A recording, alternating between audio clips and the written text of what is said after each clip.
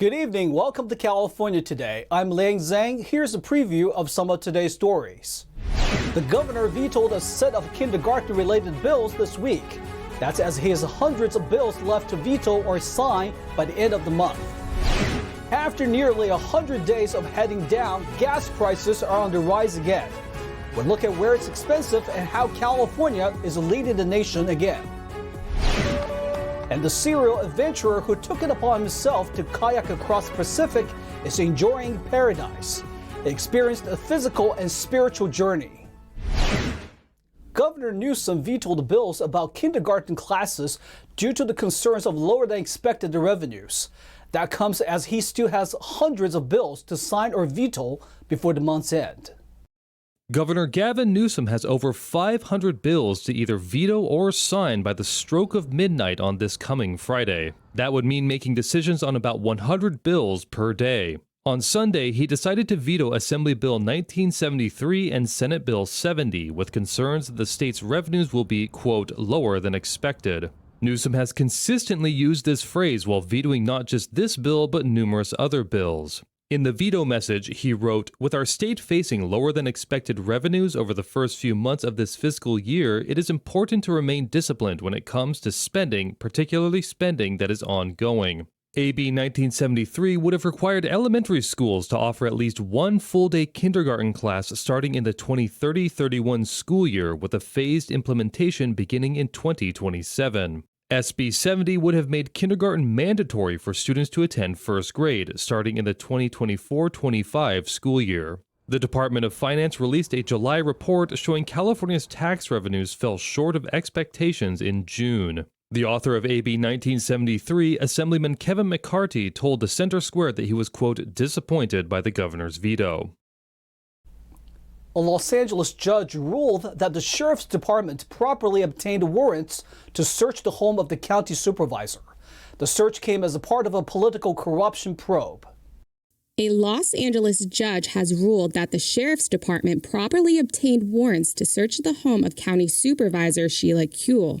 Sheriff's investigators also searched the offices at Metro and the Metro Office of Inspector General. During the hearing, Superior Court Judge William Ryan rejected requests made by attorneys for the searched parties to have their seized items returned. The attorneys argued that their clients were unable to continue to work without the computers and hard drives. These searches were planned as part of a political corruption probe, but the judge ordered the sheriff's department to turn over seized items to the state attorney general. Attorneys for the sheriff's department assured Ryan the materials would be surrendered to state investigators within 2 weeks.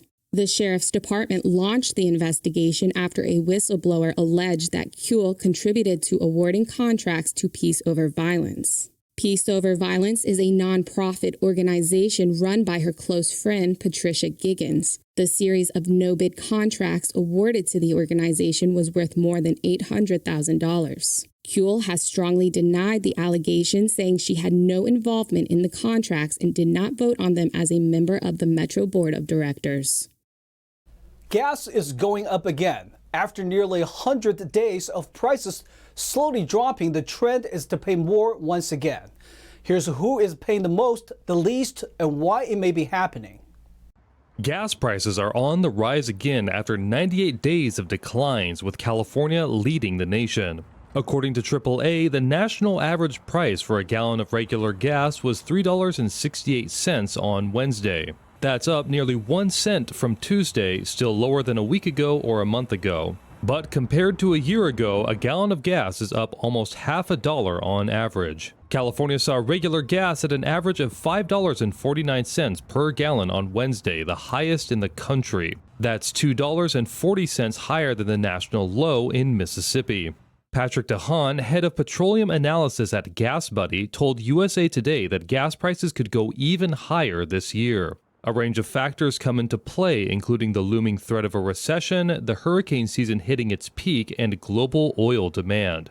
According to DeHaan, the 14-week gas price decline was the longest streak since 2015. Despite the decline, Americans are still paying record-high prices at the gas pump while dealing with record-high food inflation.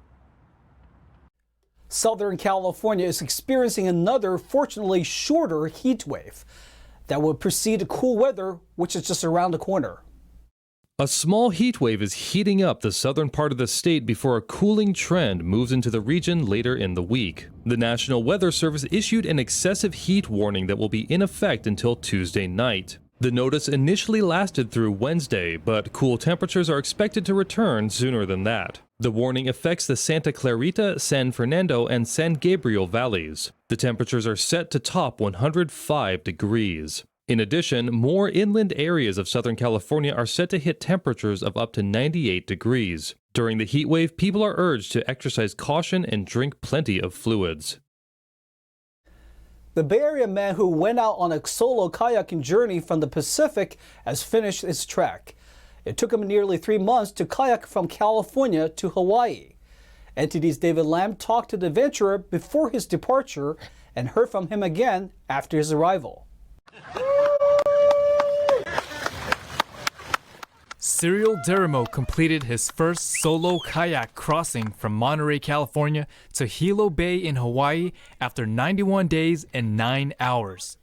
It is paradise because after 90 days of eating only freeze-run dry meal, having fresh fruits, good pineapples and fresh fish poke, and anything fresh is good. And then, it's Hawaii, so it's the best destination for me. The trip was all human-powered. That makes him the second person to do so. He says he was happy in his boat out in the Pacific and connected to nature. I had created a little world of myself with my boat, my routine. Every day I had the waves, the connection with the ocean. I had the birds. I even had fish I was talking to, the mahi-mahi. And then, the dolphin, the turtles, and then even the clouds. They had a little dance that I knew I could recognize. After 90 days, I was in symbiosis with this whole environment. The French-born adventurist faced setbacks. He paddled through strong currents, dominating winds, a boat leak, battery issues, broken filtration, and even a close encounter with a tropical storm. Despite this, he found solutions and continued on the ocean. Like a sunrise, it's like so peaceful and it's soft. Like swell that was like calming, and it was overwhelming. And then a bird came to see me like in the middle of nowhere. That was like the universe speaking. Seriously, it was like, it's so simple, it's so beautiful. He blogged about his journey and said people followed and connected to his attitude of living life to its fullest. I started to have a very spiritual journey. When you're disconnected from everything, no social media, no internet, no phone, no email, no friends, you have space, you're decluttered your whole mind. And then I started to think about ideas about life, about what does it mean to love, what does it mean to consider other people like brothers and sisters, and I wrote all this on my blog. Now that the journey is over, Derimo and his boat are headed back to California separately. I'm gonna come back to California and connect with all my friends, have nice dinners and explain stories and adventures and what happened. They want to know, and I'm happy to share with them how this whole adventure of 3 months at sea changed my life. He plans to recover his weight and flexibility to get back to full strength. He doesn't plan to sell his boat anytime soon, if ever. David Lamb, NTD News, California. We are going to take a short break, but here's a look at what we got for you when we come back. A search and rescue team made up of volunteer mountaineers celebrated their anniversary in Southern California. They're the longest operating team in the state. And in a special report, our reporters took a tour on the Skunk Train in the Northern California Redwoods forests. We'll hear where its name came from and how it's preserving tradition. That and more on California Today.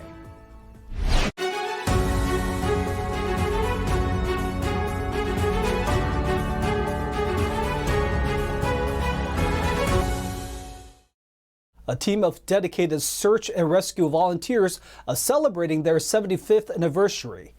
NTD's Jackie Rios went to speak to several of the team members and hear why they get the call when the first responders need help. The Montrose Search and Rescue is celebrating their 75th anniversary at the Crescento Valley Park. The team is made of dedicated volunteers from all walks of life. Cynthia Moyner England, one of the team members, shared how being rescued changed her. It made her want to volunteer and become involved in search and rescue efforts.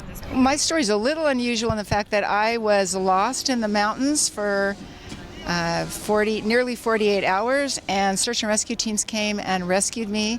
And because of that event, I decided this is a great thing these people do, and I'd like to become a part of them.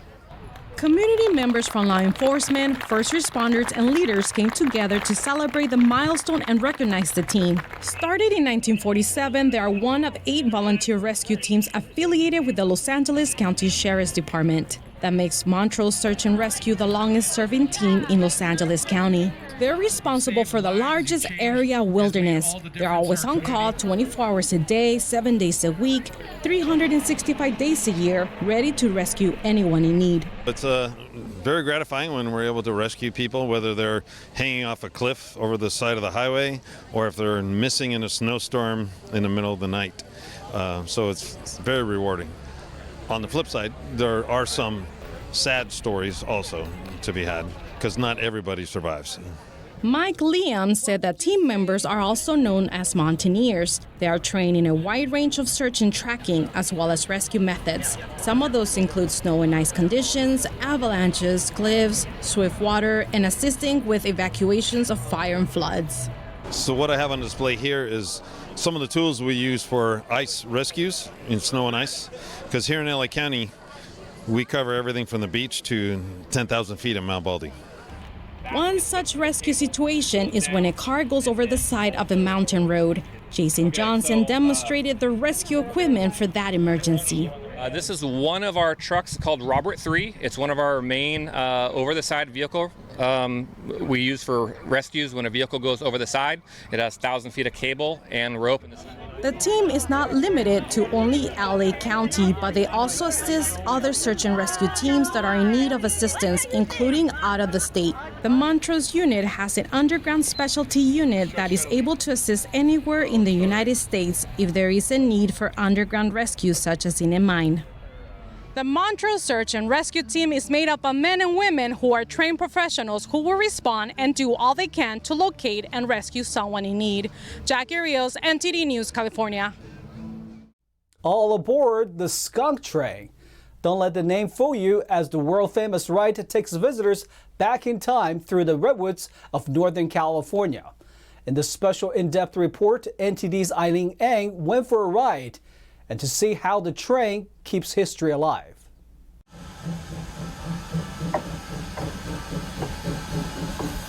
Along Northern California's Pacific coast is another day for the world-famous historic Skunk Train, attracting visitors to Fort Bragg from near and far. This is Stothy Pappas, the general manager of the Skunk Train, and this is his locomotive, the Santa Cruz Portland Cement No. 2. He brought it out for the Days of Steam event. It was built in 1909. Having my locomotive here is sort of primed the pump to say, yes, people love the steam locomotive, they love the history that it embodies, and so it's time to rebuild our own. Steam locomotives have fascinated Pappas since he was a boy. When he was studying to become an industrial archaeologist, he was struck with the idea to buy one. So back in 2006, I walked into the restaurant where this locomotive had been a billboard painted up like a circus train for many years. It was Pollardville's Chicken Kitchen. And I asked to speak to the owner, who happened to be Neil Pollard. And I asked, well, are you guys interested in selling this locomotive? And the answer was, yeah, at a price that was a little more than I was going to be able to pay as a starving academic. But it didn't take long for him to get his prize. 4 months later, the locomotive was his, with a rubber chicken tied at the front to commemorate its origins. He operates it with his fireman, John Gradden.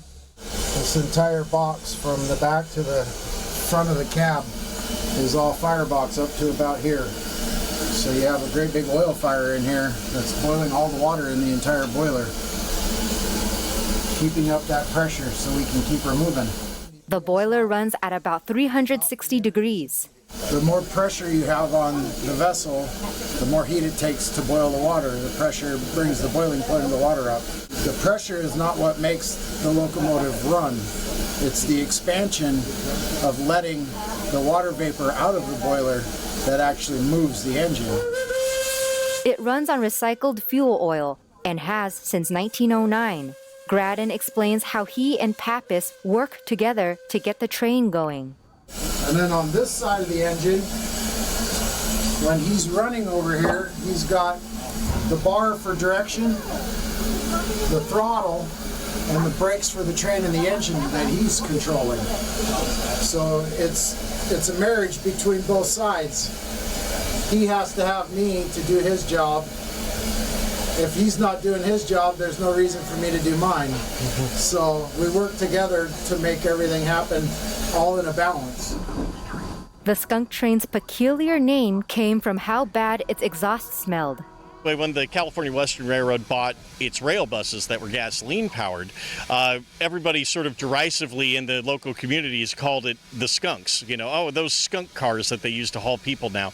But the management at the time actually embraced that. I mean, hey, you know, it's a good nickname, right? Okay, so you call it a skunk. Well, let's make a logo of a skunk. So Mr. Skunk, the mascot was created, and it became the root of the skunk, or later on the Skunk Train.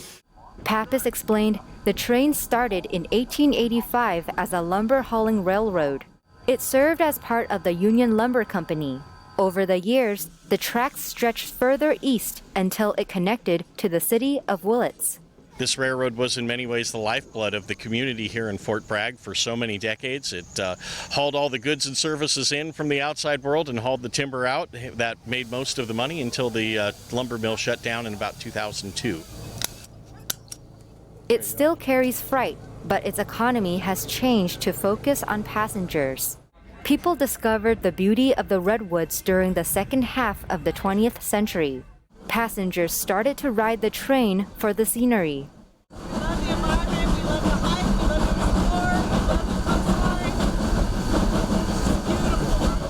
From the Fort Bragg station, visitors can go on an hour-long round trip through the redwood forest. The train moves at 15 miles per hour, so people can enjoy the scenery both inside and out. And the cars date back to as early as the 1900s. So these are all very historic. The interiors, they have the original walkover seats in them, you know, so the Hale and Kilbourne walkover seats. It's an authentic experience of being on an old-time train. The train stops at Glen Blair Junction for about 20 minutes. There, people can wander through the forest and enjoy the quiet surroundings. Rail bikes are an alternative option to see the redwood forest. They share the rails with the trains. On the driver's side, I don't know if you can quite see, but there's a little black box up there that is a little motor. So whenever a driver is pedaling, it will basically give them an electronic assist as they pedal. Because the bikes do weigh in at about 250 to 350 pounds, so they're pretty heavy. So that little electric motor does help you on out whenever the driver is pedaling. There's also a throttle if we have people who don't feel like pedaling or they can't pedal for some reason, they can also just use a throttle. According to Price, anyone 3 and older can ride it, even 90-year-olds. But after the quick stop, the train sets off into the woods once more. If you talk to anybody sort of in this part of the world and you say, I work for the Skunk Train, everybody says, I remember riding that with my parents or my grandparents, or I took my kids there. And so there's such a legacy here of people, you know, cross-generation coming to ride this train, to see the scenery, to enjoy a nice cool day in Fort Bragg, California on the coast and look at the ocean, have some seafood for dinner at the end of the day. It's a magical institution. It's one of the flagship institutions in the entire Heritage Railroad industry, and it feels great to get to be a part of it. The Skunk Train also departs from Willits on a longer 2-hour round-trip journey into the Redwoods. There are 5 historic trains, with special event trains running throughout the year. Eileen Ang, NTD News, Fort Bragg, California. Now let's check in with NTD's Thomas Christian for today's Sports Roundup.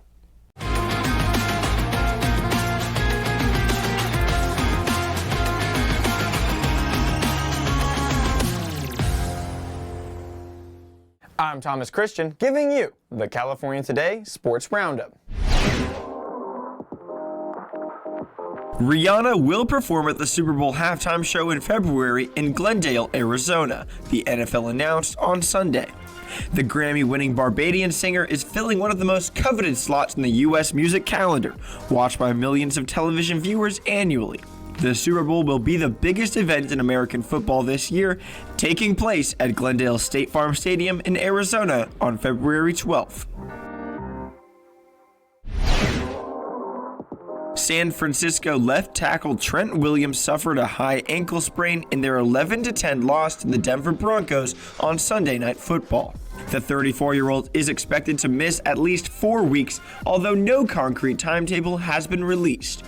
Williams is routinely acknowledged as one of the best offensive tackles of all time, and his pass protection and run blocking prowess allow the 49ers star skill position players to flourish. With him out of the lineup, San Francisco will have to scramble to find an equal amount of protection, likely now having to change their game plan to feature an extra lineman or tight end to make up for Williams' absence. After Williams went down against the Broncos, the 49ers went to tight end George Kittle as the lead blocker for their run game. But using him in this way takes his hands out of the passing game, removing one of quarterback Jimmy Garoppolo's favorite targets. Williams is a 9-time Pro Bowler and has played 12 seasons in the NFL. After being sidelined for the entire 2021-22 NBA season, Clippers superstar Kawhi Leonard has been cleared to participate in Clippers training camp and start the season in a more regular fashion than what he has become accustomed to. Leonard has said that he will be ramping up from the first practice and could remain limited at the start of camp. But Clippers fans should take the news with jubilation after the 2019 Finals MVP has played in just 109 regular season games in his 3 seasons in LA. Health remains one of the biggest swing factors for the LA Clippers this season. Their projected starting lineup of Leonard, Paul George, John Wall, Ivica Zubac, and Norman Powell missed a combined 260 out of a possible 410 games in the 2021-22 regular season alone. If the Clippers can submit a mostly clean bill of health this season, they should be able to compete for a title. But that all starts with their best player, Leonard, being ready for day one. And that's all for sports. That's all we've got for you tonight. We'd like you to join us again on California Today every weekday at 8:30 p.m. Make sure to check out our broadcasts on our California Today webpage. You can find it at ntd.com/California-today. You can also find all of our top latest clips there, ready to share with friends and family. Send us a message on Facebook, Twitter, or Instagram, or through our email, california.today@ntd.com. I'm Liang Zhang. Have a wonderful evening.